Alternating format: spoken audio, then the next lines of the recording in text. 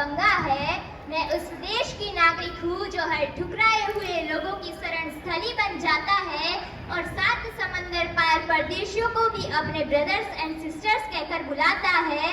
यही प्रेम की पूज्य भूमि भारतवर्ष कहलाता है, भारतवर्ष कहलाता है। मंचस्थ विराजमान महानुभाव, प्रधानाचार्य जी, अध्यापकगण और मेरे प्यारे विद्यार्थी भाई बहन, आप सभी को 15वीं अगस्त की हार्दिक शुभकामनाएं।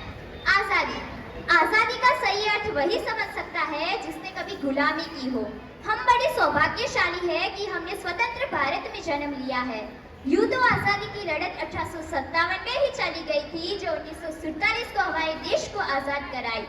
प्राचीन, मध्यकालीन और वर्तमान भारत के उदाहरणों से मैं स्पष्ट करना चाहूंगी कि जब हम फिरंगियों के फेरे में फंस गए थे, तब रंग दे बसंती चोला की एक आवाज से लोगों के टोले टोले उमड़ आते थे और वंदे मातरम और इनकलाब जैसे नारों से लोगों के खून में आ जाने वाला 5-5 डिग्री का तूफान अंग्रेजी शासन की जड़ें हिला देता था।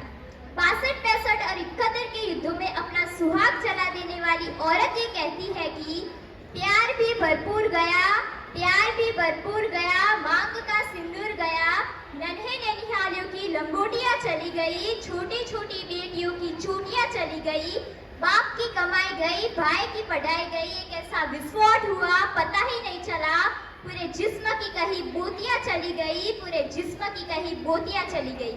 अरे आपके लिए तो एक आदमी मरा है साहब, अरे आपके लिए तो एक आदमी मरा है साहब, हमारे घर की तो रोटियां ही चली गई, हमारे घर की तो रोटियां ही चली गई।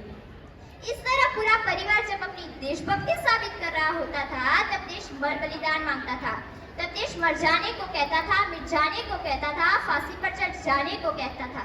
लेकिन आज देश मर जाने को नहीं कहता, आज देश फांसी पर चढ़ जाने को, बलिदान देने को नहीं कहता। लेकिन आज के समय में जो इंसान अपना काम पूरी मेहनत, लगन और ईमानदारी से करे, तो वही सबसे बड़ा देशभक्त है।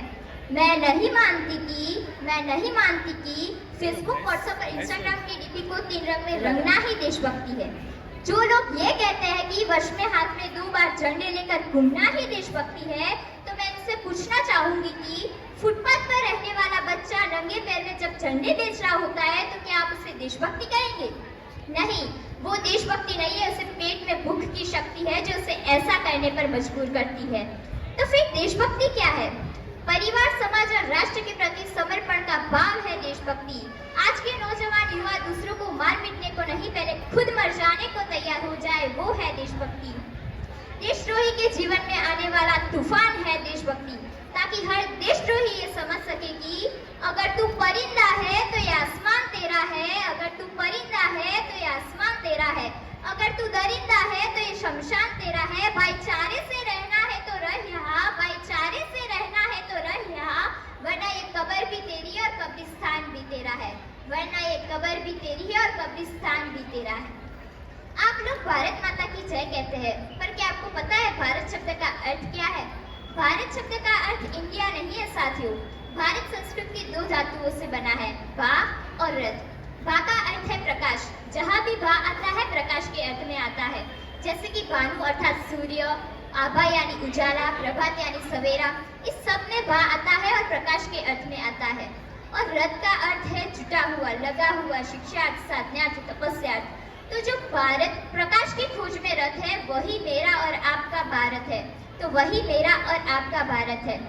अटल बिहारी वाजपेयी जी ने शायद ये कहा था, अटल बिहारी वाजपेयी जी ने ये शायद कहा था, भारत कोई भूमि का टुकड़ा नहीं है, जीता जागता राष्ट्र पुरुष है। अटल जी ने ये कहा था कि वंदन की धरती है, अभिनंदन की धरती है, ये अर्पण की भूमि है, ये तर्पण की भूमि है। इसकी नदी नदी हमारे लिए गंगा है, इसका कंकड़ कंकड़ हमारे लिए शंकर है। हम जिएंगे तो इस भारत के लिए और मरेंगे भी इस भारत के लिए। और मरने के बाद भी गंगा जल में बहती हुई हमारी अस्थियों को कोई कान लगाकर सुनेगा, तो उसमें से एक ही आवाज आएगी, भारत माता की जय। एक वैचारिक बीमारी जो हमारे समाज में फैल रही है। कहा जाता है कि हमारा सबसे बड़ा लोकतंत्र है, जहाँ हिंदू पैदा होते हैं तब मुस्लिम, ईसाई भी पैदा होते हैं, पर बदकिस्मत से आज यहाँ इंसान पैदा नहीं होते, पर बदकिस्मत से आज यहाँ इंसान पैदा नहीं होते। राष्ट्र निर्माण के लिए ना हिंदू की जरूरत है, ना मुस्लिम, ईसाई की जरूरत है केवल एक सच्चे इंसान की। आज मैं भारत की बेटी इस मंच पर यह आह्वान करती हूँ कि हमारा राष्ट्र निर्माण तब संभव होगा जब हम सब मिलकर अपने देश को आगे ले जाने का प्रयास करेंगे, क्योंकि हमारी जिम्मेदारी है अपने देश को आगे ले जाने की। हमारे देश की जिम्मेदारी नहीं है हमें आगे ले जाने की। अब मैं सलाम करना चाहूंगी उन वीर सपूतों को जो अपनी परवाह किए बिना हमारी रक्षा करते हैं। एक सैनिक ने क्या खूब कहा है, किसी की गजरे की खुशबू को महकता छोड़ाया हूँ, किसी की गजरे की खुशबू को महकता छोड़ाया हूँ, मेरी नन्ही सी चिड़िया को चहकता छोड़ाया हूँ। मुझे अपनी छाती से लगा लेना है भारत माँ, मुझे अपनी छाती से लगा लेना है भारत माँ। मैं अपनी माँ की बाहों को तरसता छोड़ाया हूँ, मैं अपनी माँ की बाहों को तरसता छोड़ाया हूँ। अंत में बस यही कहना चाहूंगी कि हिंदुस्तान महान था, महान है और महान रहेगा। हिंदुस्तान महान था, महान है और महान रहेगा। अगर होगा हौसला सबके दिलों में बुलंद तो एक दिन सारा जहां जय हिंद कहेगा, क्योंकि सारे जहां से अच्छा हिंदुस्तान हमारा, हम बुलबुले इसके यह गुलसिता हमारा। जय हिंद, जय भारत। बहुत बहुत धन्यवाद।